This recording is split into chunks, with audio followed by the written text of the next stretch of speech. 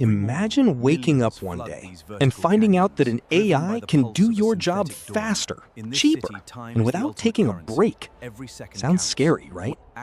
But here's the reality. AI isn't just replacing jobs, it's transforming them. Throughout history, every major technology has eliminated some jobs while creating entirely new industries. The internet changed the way we work. Smartphones changed the way we communicate.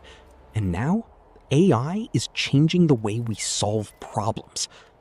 Some repetitive tasks may disappear, but new opportunities are already emerging.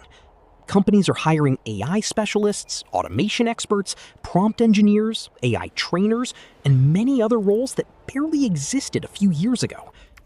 The real question isn't whether AI will replace humans.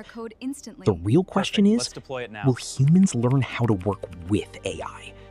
Those who adapt will have powerful tools at their fingertips. Those who ignore it may struggle to keep up. So, what do you think? Will AI replace human jobs or create even better ones? Comment below and share your opinion.